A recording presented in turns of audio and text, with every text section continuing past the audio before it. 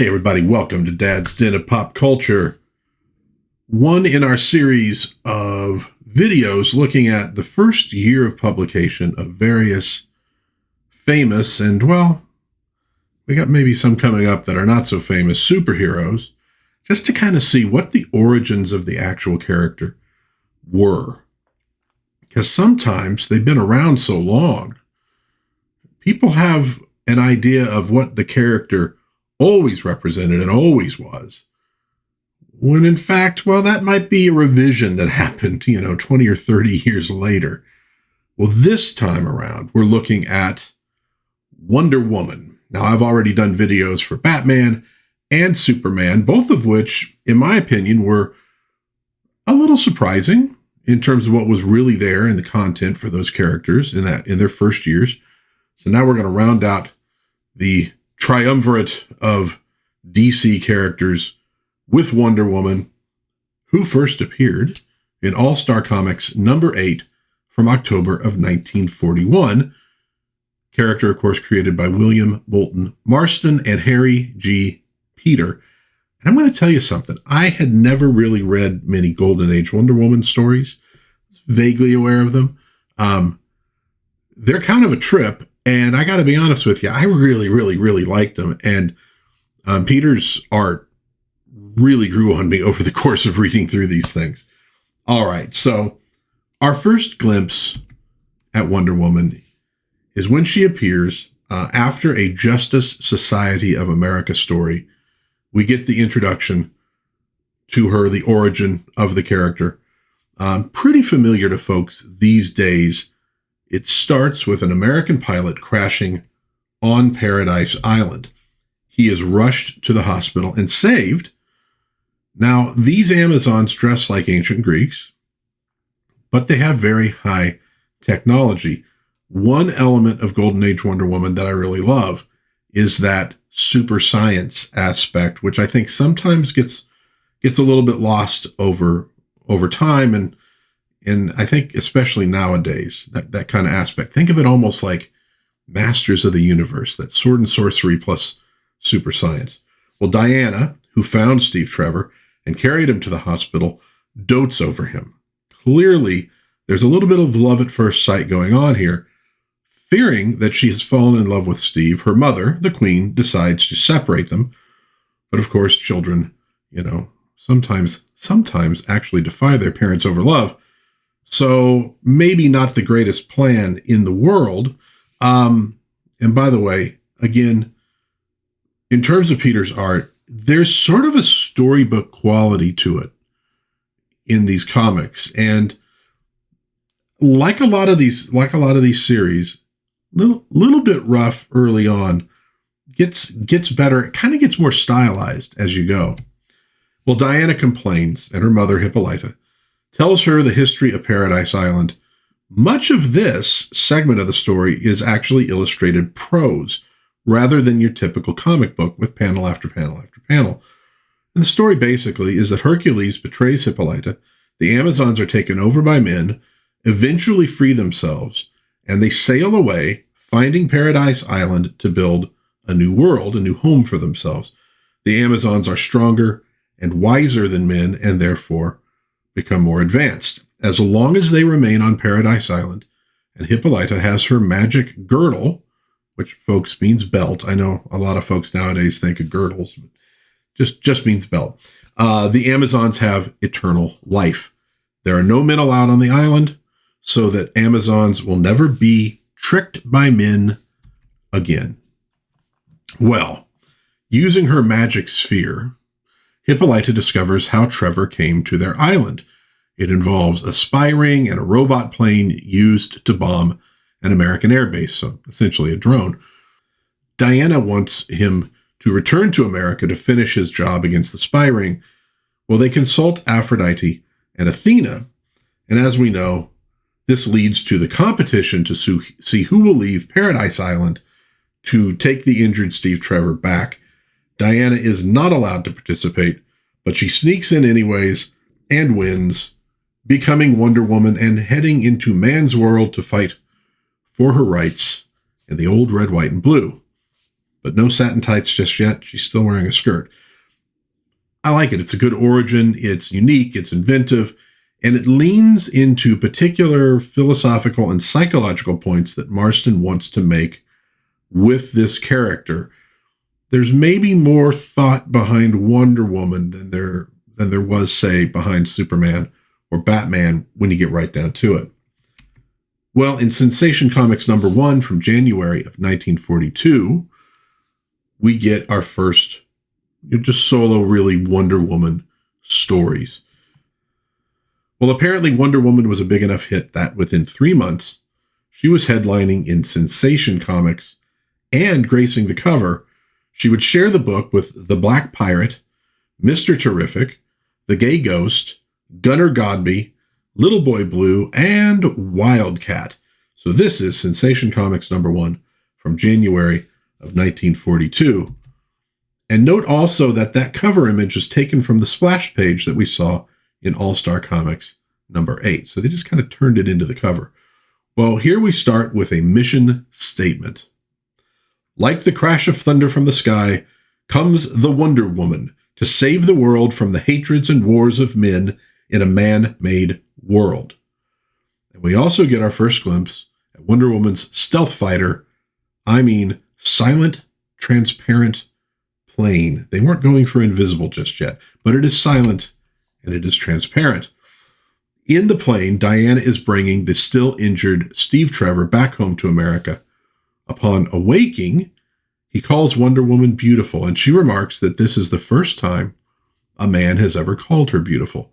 She lands, she hides the plane, carries Steve into the city to a hospital, dropping him off, and then she flees to avoid attention. Now, out on the streets, she becomes the center of attention. Some guys catcall her, some old ladies call her brazen, and then she encounters a bank robbery in process and stops it. And we see her blocking bullets with her bracelets. So, yep, pretty much right there from the beginning. She handles the crooks really easily. And so the world gets its first look at Wonder Woman in action, including her outrunning a car. Okay, so what do we got? She's strong, for sure, can block the bullets, has an invisible plane, really, really fast. Well, she gets into some misadventures, performing her bracelet trick on stage, getting ripped off by an agent who she catches. Essentially, we're seeing just what this new superhero can do, and we're seeing both an example of the fish out of water, i.e. Wonder Woman reacting to the strangest of man's world, and we're getting glimpses of the Amazon philosophy, which really is Moulton's philosophy for how we could better live our lives. And I will note that a whole lot of this you will see in the first episode of the old Wonder Woman TV show from the 70s. So they actually stuck to it pretty good. Well, returning to the hospital, Wonder Woman tries to think of a way to get in and visit Steve. She ends up assuming the identity of a nurse, but Steve soon leaves the hospital when he discovers that a bombing threat has been made against Camp Merrick. Arriving at Camp Merrick, he takes to the sky in a fighter and tries to fight off the bomber, but it's invulnerable. When he's shot down, Wonder Woman saves him again. Now remember this when people do the whole, well, what if they had a woman saving a man all the time bit? Well, they did in 1942, and not just with Wonder Woman, also with the likes of the Phantom Lady, the Black Canary, and many, many others. It's really not as new to comic books or even adventure as you might think. The attack ultimately is stopped, but others will come. But luckily, Wonder Woman had her mother look up the spy ring's secret hideout in her magic sphere. She and Steve head there and go into combat with the crooks. They win, but Steve ends up with a broken leg and back in the hospital. Not that Diana minds. You see, Diana is going to be playing nurse to Steve in her now sort of secret identity, but that nurse secret identity is not going to last. You see what she says there. So I'm my own rival, eh? That's funny. If mother could only see me now as a very feminine woman, a nurse no less, in a world full of men, and in love too, with myself for a rival. So Diana loving Steve right there from the get-go. Sensation Comics #2, February of 1942, of course, by Marston and Peter. Into this tortured, upside-down world of men torn by hatreds, war, and destruction comes Wonder Woman, a powerful being of light and happiness. And a good right hook. Diana is once again here caring for Steve Trevor in the hospital because we're continuing the story we got from last time. So whereas a lot of Golden Age comic books were sort of just episodic, every issue had its own little story, we got some continuity. We're continuing the story in these. So the spies are not idle. They masquerade as, army men and kidnap Steve and Diana from the hospital. At their secret hideout, they meet the head of the spy ring, who is just wonderfully weird. He orders Steve to be injected by a truth serum, but Diana manages to switch hypodermic needles. Steve gives false information, which the spies run off to check, tying Diana up as they leave. Yes, there is a bit of bondage in Wonder Woman comics. Marston had a theory that only when a person was made helpless would they be able to be truly honest with themselves and make progress with their therapy. It's sort of this surrender, so that you can't fight anymore. Well, of course, he also had a live-in mistress, so Marston was an interesting guy, and a reminder that the 1940s was not as innocent as a lot of people think that it was. Well, naturally, Wonder Woman breaks out of captivity. Simple ropes cannot hold her. She heads off to stop the spies. They have prepared a new gas that will cause those exposed to do the opposite of what they're told, and they're going to use it on American soldiers. They plan to put it into the water supply, and they succeed. The camp becomes a madhouse. The spy master seems to have won. He's poisoned the troops, and he has Steve Trevor hostage. This requires strategery. Wonder Woman needs Etta Candy. Now, Etta met Diana when she was in the hospital getting an appendectomy. And Etta is fat. They will not let you forget this in the book. She also happens to be extremely cool, a loyal friend, very brave, and a member of a college marching band. Yes, I became quite a fan of Etta Candy in these stories. I really like her. Wonder Woman leads the all-girl band against the German spies, and they refuse to shoot at women. It's another example of Marston's philosophy of the power of the feminine in correcting, negative male behavior.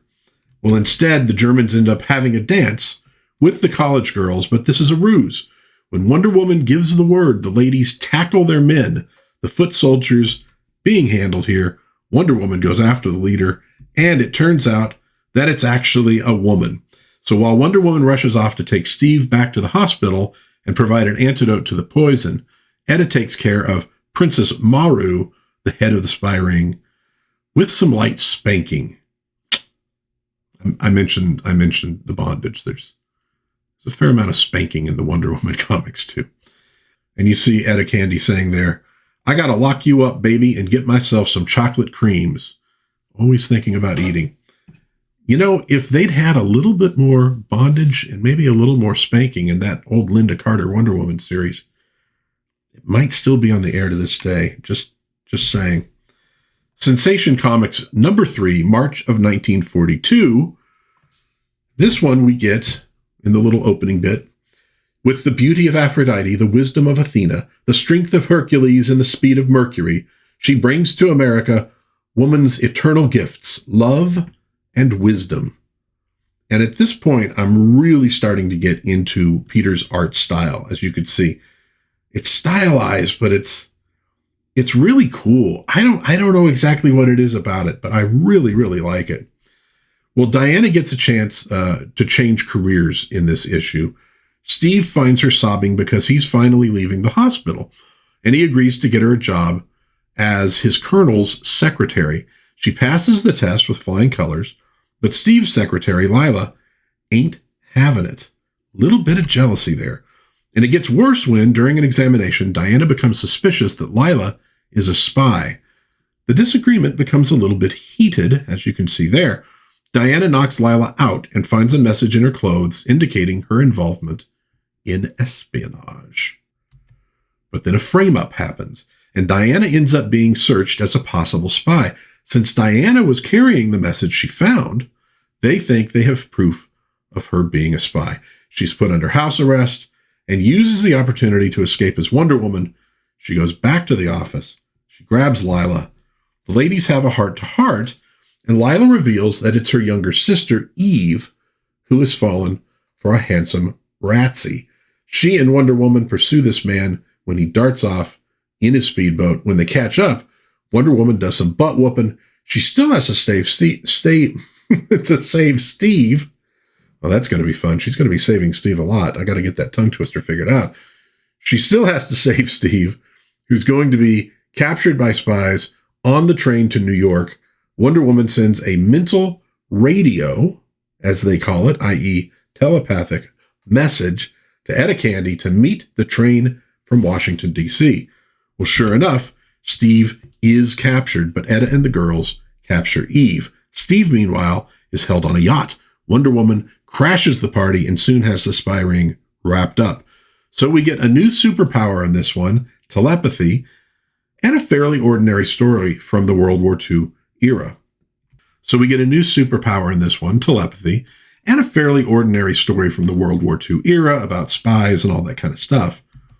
And of course, since it's a Golden Age Wonder Woman book, there's also some light spanking. So is there a whole bondage discipline thing in Wonder Woman? Yes, there is. That scene was unnecessary to the story. It was a conscious choice by Marston to put it there. So when people talk about that, no, it's not a myth. It really was there. It really exists. And it exists a lot. Sensation Comics number 4, April of 1942. Great splash page here. The inset shows the Colonel telling Diana that he released the misguided girl, Eve, reference to last issue, so it is a continuing story. While Diana muses about making Steve jealous of the Colonel, she learns of the murder of a government girl, as they put it. Police think it's a maniac from an insane asylum. Diana thinks it was an enemy agent, but Steve tells her she didn't have any secret documents, that they would be going after. She'd just been out sick for about a week from work. When the secretary of the chief espionage officer for the U.S. Reports in sick, Diana decides to investigate on her own. She finds out she was staying with a society friend, Baroness Paula von Gunther. Could Baroness Paula von Gunther be working with the enemy? Well, just maybe. So Diana visits the Baroness and gets a denial and the bum rush by the butler. I wonder if part of the popularity of superheroes in the 1940s was that there were such amazing villains as the Nazis in real life. And you did have like over-the-top mob bosses and things like that. I wonder if that's part of what made these characters special, was that they were just as outlandish as some of the actual criminals that people were dealing with. Well, while Diana is going through all of that, Steve discovers that Eve was accosted by the Gestapo gang at school and threatened if she didn't attend their school for spies. Steve heads off to investigate, arranges for Eve to go along with the spies so he can catch them. 2 stories and a remarkable amount of... let's cut that part out. So we'll stop with catch them. 3, 2, 1. Unfortunately, Eve is a pledge of the Beta Lambda sorority. That's the sorority of Etta Candy, and they send her to her room until 11 p.m., and there was a little bit more paddling involved as well.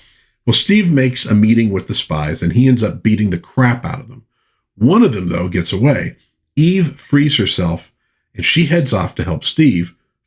We end up with the spy being chased by Steve on a motorcycle, by Etta Candy on a motorcycle, and the rest of the sorority in a jalopy. And then we then get a scene, though, of the Baroness forcing a woman into the spy school. And then we see Diana, who's asking the Colonel if he thinks the Baroness could be a spy. And he tells her, no, she's an Austrian royalist who fled when the Nazis took over. There's no way she's a spy. But she's giving a costume ball that night, and he'll take Diana so she can meet the woman and see for herself. Well, Diana gets kind of a chilly reception from the Baroness, and yeah, you notice she's wearing the Wonder Woman costume there. When she warns her about the authorities and suggests she move her girls tonight, the Baroness kidnaps her. The Baroness takes Wonder Woman to her hideout in this West Virginia coal mine, and there Diana finds the captive girls have been brainwashed by the Baroness. She also learns that the Baroness is the maniac who has been killing those girls who refuse to go along with her schemes. Wonder Woman has to agree to be the Baroness's slave to save the girls from death. So we get some bondage and discipline. We also learn, though, that if Wonder Woman allows a man to weld chains to her bracelets, she loses her strength. It's kind of a callback to what happened with Hercules in ancient Greek myth. So a new piece of lore, and it's an important one, a vulnerability for the superheroine. Well, Steve's been busy. He finds the Baroness's hideout and is captured and discovers Wonder Woman in chains. When she recognizes Steve, the Baroness decides she must also be a spy. So they are put in front of a firing squad. Well, now we get two different wondrous events.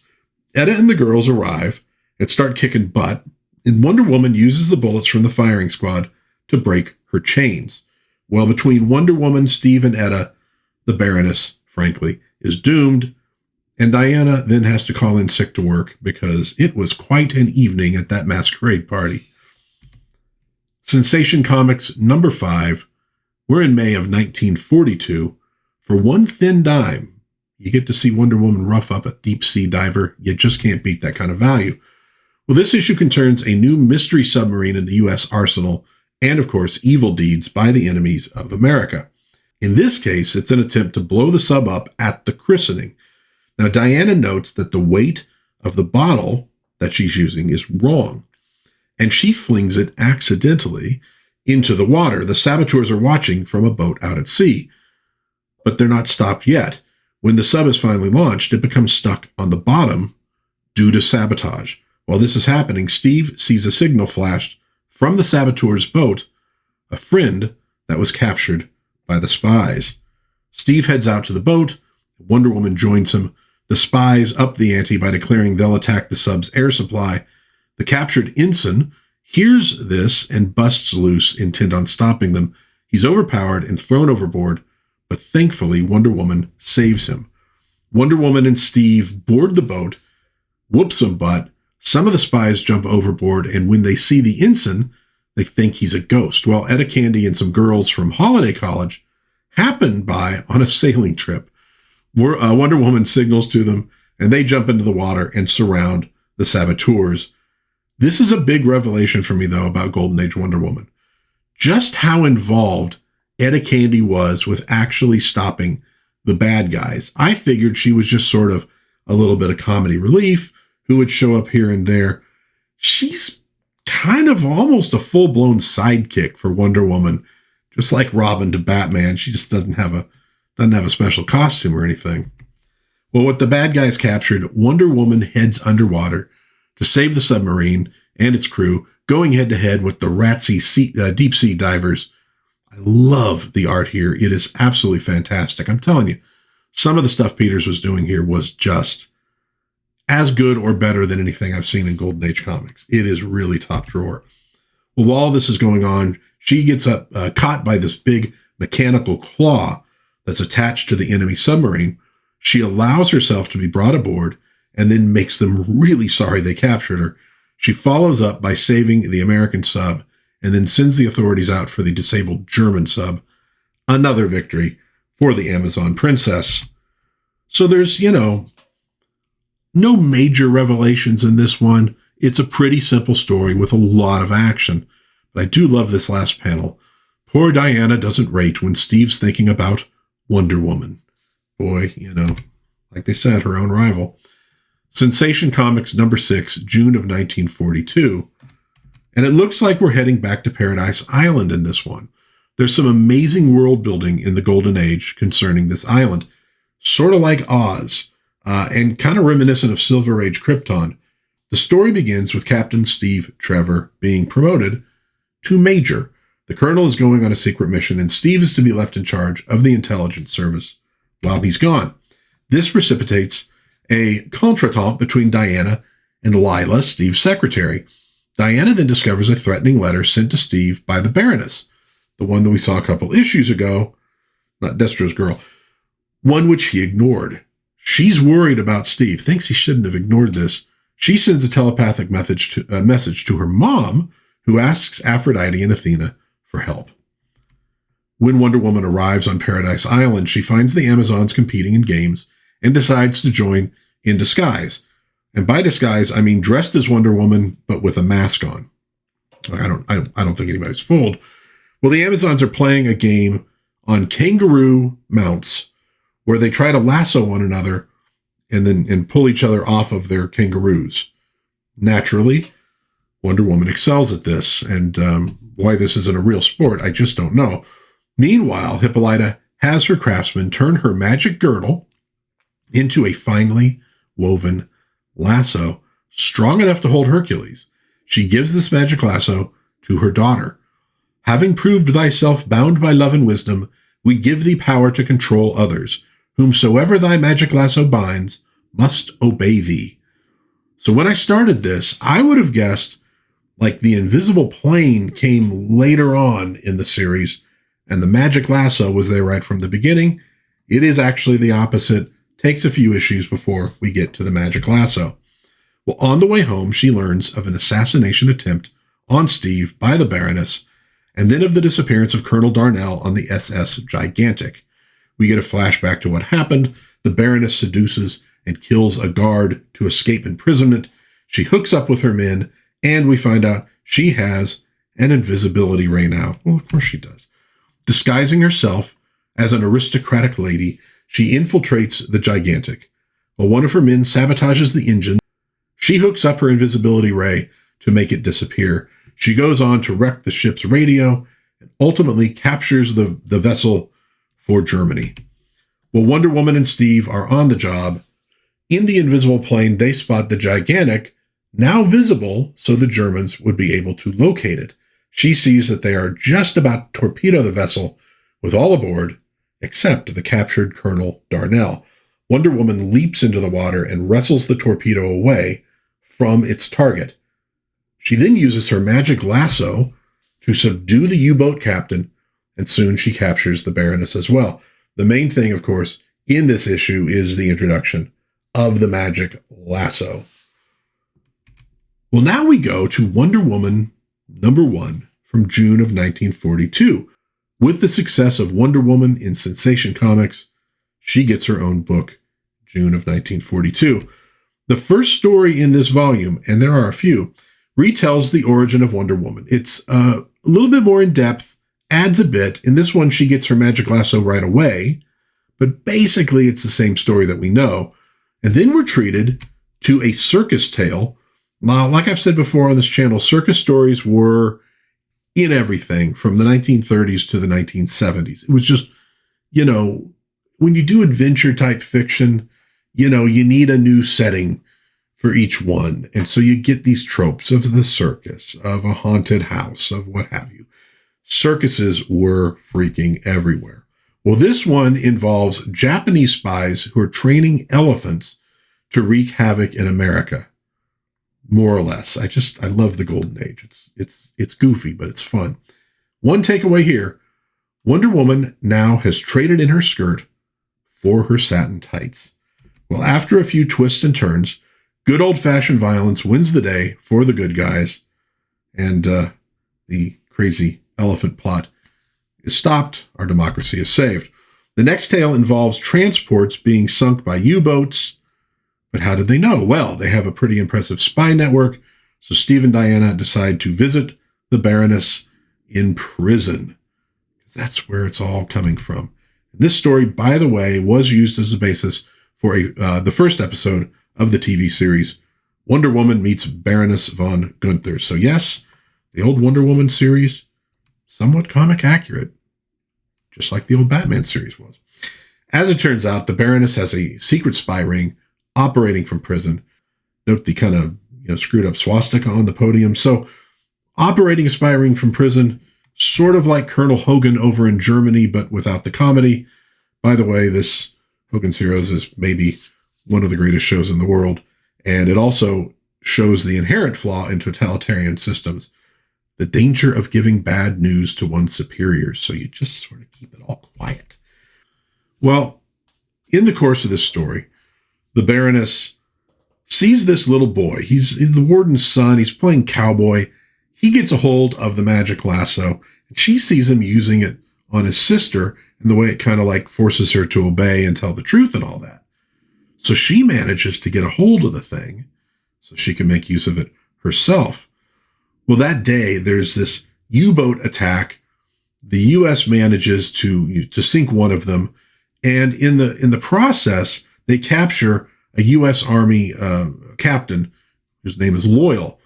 He survives the whole thing, and they think that he's, a turncoat. Well, he's actually been framed by the Baroness, even though she could never get him to talk. In fact, that's kind of why she puts him in that position, so that since he refused her, he's got to pay the price. Well, when Wonder Woman realizes her lasso is missing, she goes back to the prison to investigate. When a guard is found murdered, they accuse her and try to arrest her, which doesn't work particularly well. And now that she and Steve have figured out something is wrong at the prison, for sure, Wonder Woman allows herself to be thrown in there to get to the bottom of it. This leads to her being captured by the Baroness with her own magic lasso. Steve, in the meantime, learns of a fortified U-boat base on American soil, and so he joins the U.S. cavalry on an attack of the complex.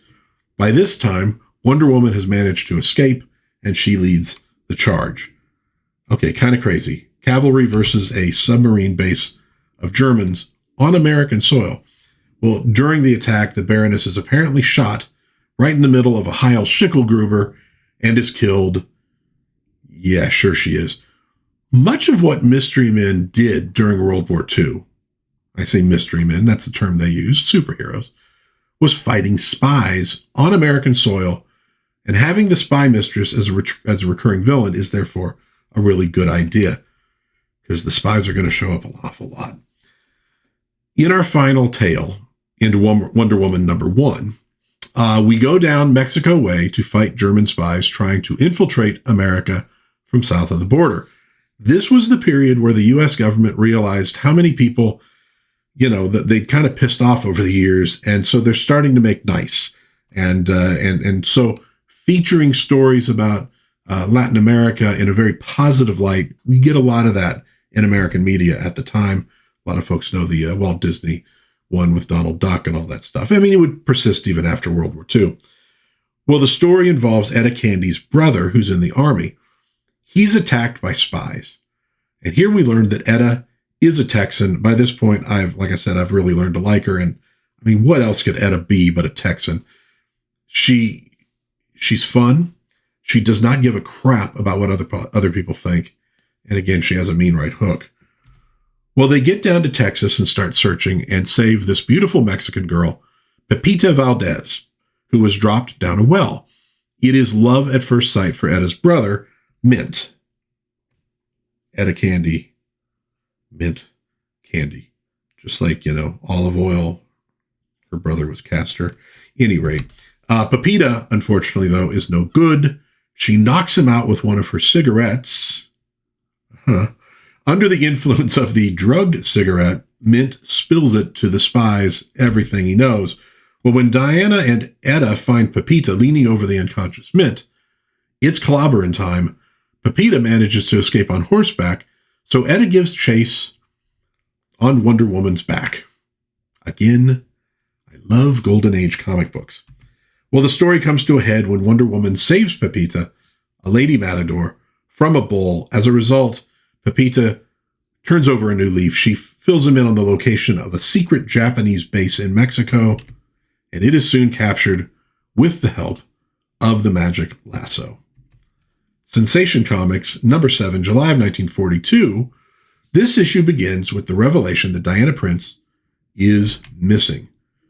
She's a no-show at work. Nobody can find her, not hiding her hair. Steve gets a queer hunch and calls the prison, suspecting the Baroness, but she died in the electric chair last week. My goodness. Well, they take us back in time a bit to show what actually happened. While leaving the hospital, Diana meets a crying old woman. Her son, Danny, died of malnourishment because the price of milk went up. She finds out the International Milk Company controls the milk market, and so she goes to visit them. They pay the farmers more, so they charge more. And when people can't buy it, they throw it out. Not a great business plan, obviously, so we know that spies must be involved. Needless to say, the president, DeGippo, is a bit resentful over all this questioning from Diana Prince. The spies demand to know who sent her to spy on them. And yes, a trapdoor is involved. It makes me think of that old skit on SNL. Well, they're pretty insistent. If she doesn't talk, she is going to drown in milk. It's one milk bath you'd probably rather skip. But this gives her a chance to change into Wonder Woman and escape the milk tanker that she's being transported in. She captures the thugs in quick order and forces them to tell her who is behind International Milk. They answer, a dead woman. Aha. Wonder Woman tips off Steve. The dead woman is obviously the Baroness. Steve gives the prison doctor a lie detector test and discovers that he faked the autopsy report. While he's doing that, Wonder Woman leads a protest outside International Milk. The thugs capture her, not knowing what she's capable of, and she goes along to get to the leader of the racket. Well, the Baroness ties Wonder Woman to the front of a train and lets it roll down this hill. But of course, escaping the bonds is child's play for Diana, which means that once again, it is clobbering time. Check out Etta Candy back there, just decking. Is it a guy or I think she's decking the Baroness. Yeah, wonderful. And so the Baroness is foiled again. Cheap milk for everybody. Again, no big revelations in this one, no real additions to the lore, but it does establish Baroness Paula von Gunther as Wonder Woman's arch enemy at this point. Sensation Comics number 8, August of 1942. We've reached the dog days of summer. And a stunning splash page from H.G. Peter. Diana gets a sob story from a friend named Beth about a couple friends who have been ruined by a cruel manager, Guggens, at Bullfinch's department store. One friend was ready to end it all over the ordeal, so Diana is going to see what she can do about it. Guggens refuses to give the girls a living wage and discharges those who complain. He says he answers only to Gloria Bullfinch. The girls form a protest line, and Diana decides to go see Ms. Bullfinch that night. But Steve finally asks her out on a date. What to do? Well, Diana solves the problem by asking Steve to take her to the 400 Club, often frequented by Gloria Bullfinch. When Diana confronts her about her store's conditions, she is offended. Those shop girls stole $500,000 in goods last year, and she leaves. When Diana and Steve leave later, they're surrounded by these hooligans. Steve leaps into action and winds up chasing the hoods in a taxi and throwing Diana the keys to his car so she can drive herself home. Well, Steve winds out, knocked over the head and captured. Big surprise. Diana, meanwhile, visits Gloria as Wonder Woman and, with her magic lasso, hypnotizes her into thinking she's a poor girl named Ruth Smith who needs a job at Bullfinch's. So Gloria gets to see how the other half lives, but she also overhears that Molly and Helen, two other girls, are going to rob the store in revenge. Diana manages to get the girls together to break up the plot. She goes to Helen's to investigate and winds up conked at the base of the neck, a vulnerable spot even for Amazons. Two thugs tie her up and put her in a trunk. Meanwhile, Etta and the Beta Lambda girls cover the department store where they discover a murder. The police soon show up and arrest the girls. Oh my goodness, it's all spinning out of control. Wonder Woman has endured her captivity, hoping that she'll be taken to where Steve is being held. So you notice that trope a lot. Allows herself to be captured, so she's taken to the leader where she can bust out and deal with stuff. Well, sure enough, she soon finds herself in the presence of the mastermind who is working with the cruel Guggens. They wind up tossing Wonder Woman into the vault where Steve is being held. She frees them both, and they escape, but they run into the crooks, the police, and the sorority sisters. The mastermind is Gloria's business agent. When he slaps Helen, Wonder Woman steps in his way, and it does not work out well for the guy. Little chin music there. And then the revived Gloria takes a swipe at him as well. She then takes over management of her store and changes things for the better. I love that pose where she punches the dude. Look at him. That's great. So we've had a couple social consciousness stories now reminding us that daily life still went on in America when we were fighting World War II. There were still things that, that were problems for just normal life. Sensation Comics number 9, September of 1942. We have now reached the final month of Wonder Woman's first year. We got 2 comics to go, this one and Wonder Woman number 2. Well, the splash page looks like Wonder Woman is saving Diana Prince. What on earth could that mean? In the inset, Diana and Steve are having dinner when a man barges in and demands Diana explain why she's going out with another man. She has no idea who this guy is, and if you're, 10 years old or older, might have already figured out what's going to be going on in this one. The man claims to be Diana's husband. He says they have a kid. Naturally, Diana denies this is true. And Steve's finally had enough, and he socks the guy in the beezer. But then Diana remembers the first issue of her comic, when she took the identity of a nurse who needed to ditch her hitch in the army to go with her fiancé to South America.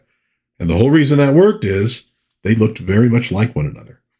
Well, when Diana gets to work the next day, the original Diana Prince is there claiming she wants her name and her job back. She needs it because though her husband Dan is a genius who has invented this super anti-aircraft shell, nobody will listen to him. He cannot sell the invention. He's out of work. Wonder Woman ends up trading places with Diana Prince. And if you were wondering if we'd get anything weird in this one, wonder no more. Dan goes off to be rejected by the army again, while Wonder Woman, preparing to break the lock and leave, hears a terrible row outside the apartment door. Apparently, the real Diana Prince was kidnapped coming home. It is time for Wonder Woman to take a hand in these things. She does 2 things. First, she arranges a test of Dan's shell with Steve. Second, she goes to deliver the ransom to the kidnappers, the World Peace Society. She demands to see Diana Prince, really Diana White would be her name, before she hands over the plans, and so is led to a doctor's office. There, a thug takes a swipe at Wonder Woman and gets thrown through a door. And notice the whole world peace thing. There were, and the Germans did this, the Soviets would do this later. They would fund peace movements in the United States to try to hamper the effort in World War II or later in the Cold War. Not saying every peace movement was fake, but they did exist, and they sometimes were funded by America's enemies. Well, Wonder Woman ends up seeing a television screen showing Diana White chained to a hospital bed, the doctor threatening to inject her with the plague unless the plans are turned over. She hands over the fake plans and gives them 15 minutes to return with Diana. The crooks try to gas her, but she holds her breath. When they return, she pretends to be unconscious, so they'll take her to their hideout. Again, ploy that we see often in these comics. The plan is to burn her alive. But Wonder Woman has other plans.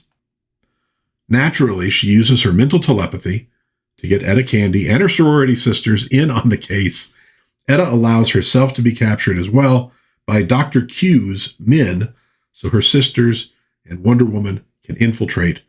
When they find Etta in this subterranean base, they make quick work of the bad guys, and Wonder Woman catches Dr. Q's assistant. From him, she finds out Dr. Q has taken Diana White to the testing of Dan's disintegrator shell. Oh, it is a super weapon, that is for sure.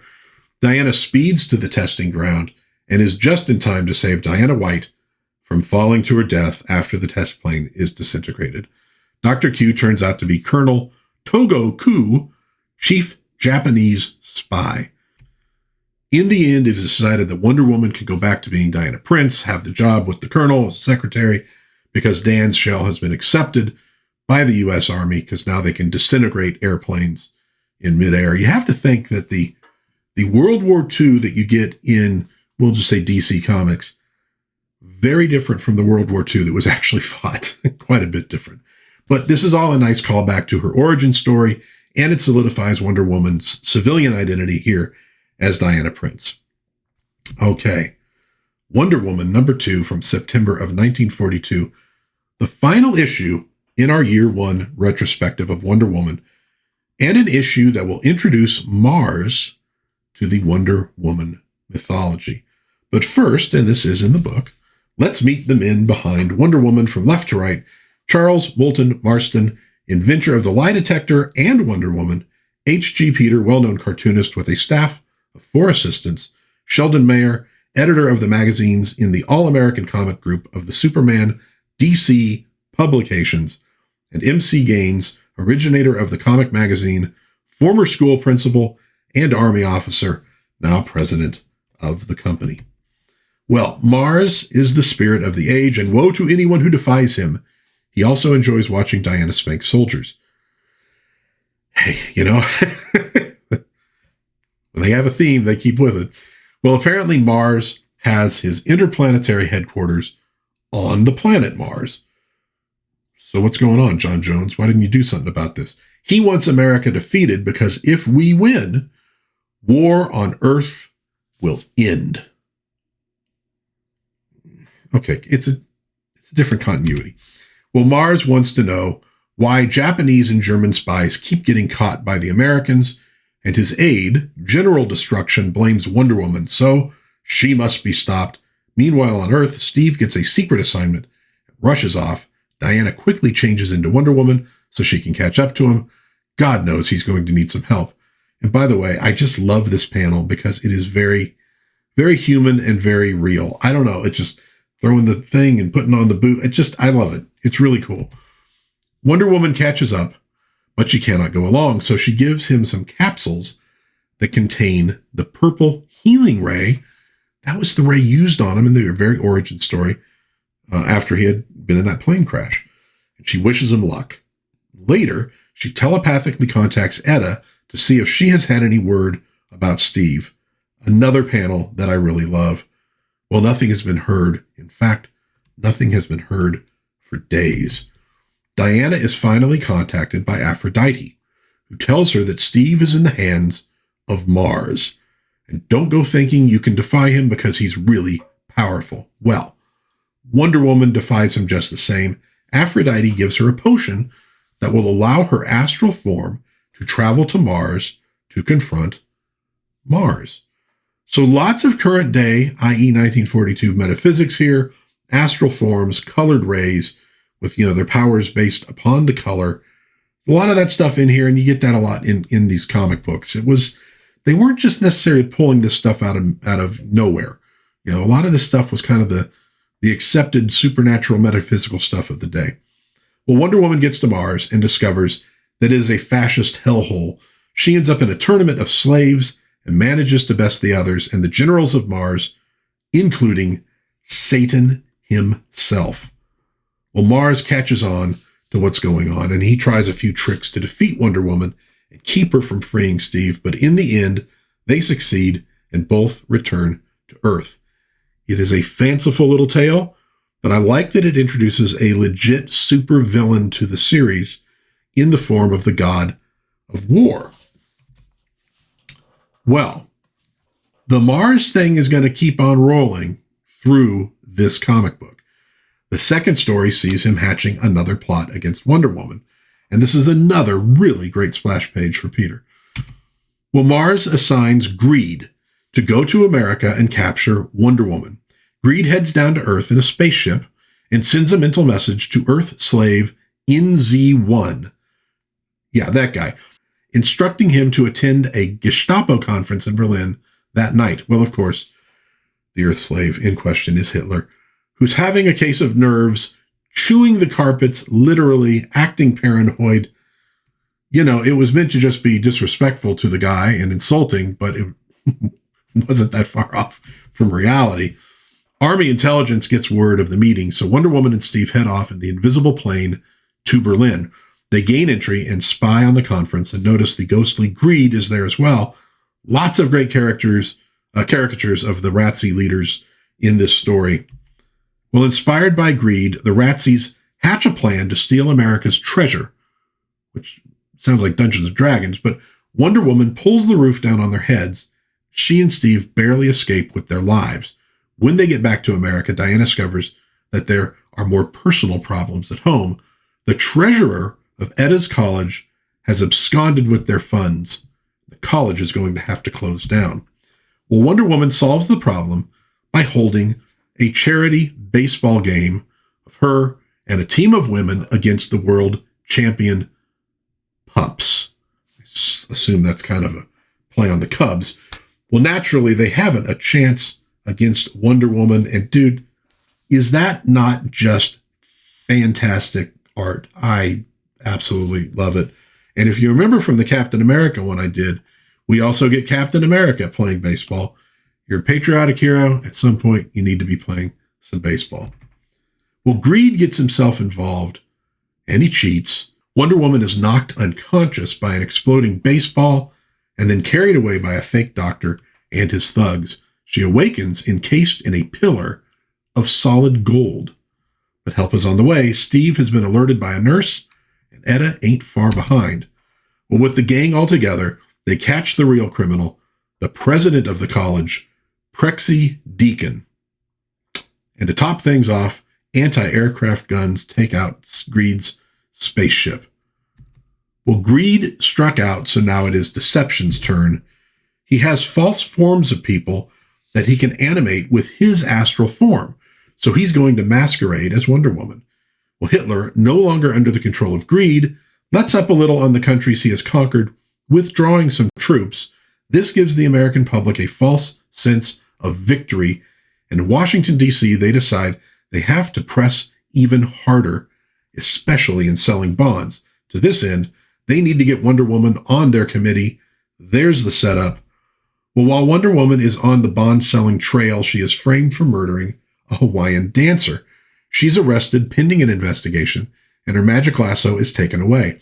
When she is released into the custody of her appointed lawyer, her lasso is returned. Or is it?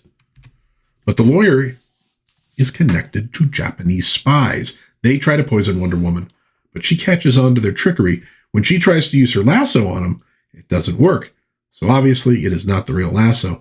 While distracted by this, the woman she supposedly killed sneaks up on her and ties her up with the real lasso. Wonder Woman is taken to a yacht and bound. They're going to rendezvous with other enemy agents.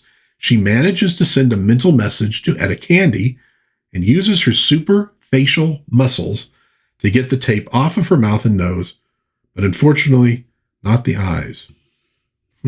She dives into the water from a porthole, and the Hawaiian woman follows her. Despite being bound, Wonder Woman wrangles the woman and tosses her into a boat rowed by Etta and the sorority girls, where she receives a spanking. Hey, it's Wonder Woman town, Jake. Just got to go with it. The immediate danger over, Wonder Woman heads back to Hawaii, where Steve is waiting to tackle the Japanese spies who want to take over the islands. And it gets weirder. Wonder Woman has a phantasm, a double of her. She gives Etta an elixir that allows her astral form to occupy the false Wonder Woman and serve as bait for a trap. The Japanese capture Etta, but think they have Wonder Woman, giving the real Wonder Woman a chance to get information to the military, allowing them to ambush the Japanese fleet and sink 28 of their battleships. So before Midway, we did it because of Wonder Woman. She goes on to defeat the invasion of Hawaii and then destroys Deception's spaceship as he flees for Mars. I got to be completely honest with you. This particular story did not entirely make sense. It was a little bit jumbled. Well, now it's time for her final battle against the forces of Mars when she takes on Conquest. And yeah, we're going to get some more odd takes on world affairs in this one. No longer controlled by deception, the Japanese emperor makes a deal with the Italian ambassador. They'll help Italy regain their freedom from Germany if the Italians get Wonder Woman out of America. Okay. Meanwhile, Conquest has gotten orders to kidnap Wonder Woman, and a woman in Hades tells him the Italians are best suited to capture a woman. So Conquest whispers in Mussolini's shell-like ear that he should send his biggest brute and handsomest nobleman to America to do the job. Well, Conquest enters the body of the brute, Mamotha, and demonstrates his super strength. The next logical step is to sneak Conquest/Mamotha into America as a pro boxer, along with Don Unaldi, the handsome aristocrat. They lure Wonder Woman to one of Mamotha's bouts with tales of his mighty strength. This turns into a bout between Wonder Woman and Conquest. He dominates early on, but ultimately Wonder Woman hits him with an uppercut and knocks his evil butt out. Now it's up to the aristocrat, and since this is a Wonder Woman story, she and Steve end up captured and bound. Wonder Woman is chained, so she loses her powers. She is imprisoned on Mars. Whatever will she do? Why, of course, she contacts Etta with mental telepathy. She tells Etta to take the elixir of Aphrodite and sneak to Mars in astral form, and also to bring some acid with her. Now, of course, in astral form, would you be able to handle material? Kind of, they're kind of loose with this. Naturally, Etta does it. The chains are dissolved. Martian butt is kicked. They drop the boom on Mars, escape back to Earth, and wow, what a weird comic book this was. It was actually a real great one to end on. There's some great concepts at play, but wonky as heck in execution. Still, I applaud the attempt, and there are some really great panels in this one. You really should go and read it. If this was filmed, it would probably look like the 1980 Flash Gordon film, which would be a very good thing. The book ends with a plea to buy bonds so our troops can have the equipment they need to defeat the Axis. All right, so we've come to the end of the first year of Wonder Woman. A lot of the lore is set up within the first few issues. We get, of course, the origin story. We get, her bracelets stopping the bullets. We get the invisible plane. We soon get the magic lasso. A lot of stuff you expect with Wonder Woman. Patriotic stuff. She's fighting spies, even I think fights more espionage and spies than Captain America ends up doing in his first year, because he went and did some different sort of stories for a little while there. Some of the things I really dig, like I said, Etta Candy was a revelation to me.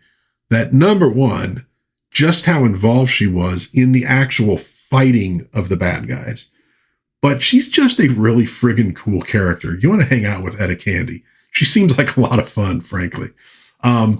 Steve Trevor often saved by Wonder Woman, but he's not like a goof, or anything like that. Dude's just, he gets outnumbered or something. He's a spy, and thankfully she's there to keep him alive. I also really like the suggestions we get of Paradise Island, that it is like this sort of fantasy realm with all sorts of weird stuff on it. Like I had mentioned before, like Oz or Silver Age Krypton, really cool stuff. I don't know how much of that has made it into the modern age, but more of it really, really should. They got like the purple ray of healing, but they got magical elixirs and right around on kangaroos. Wonder Woman is a really fun comic book. I will be honest with you. I probably had more fun reading the first year of Wonder Woman than I did of Superman or of Batman.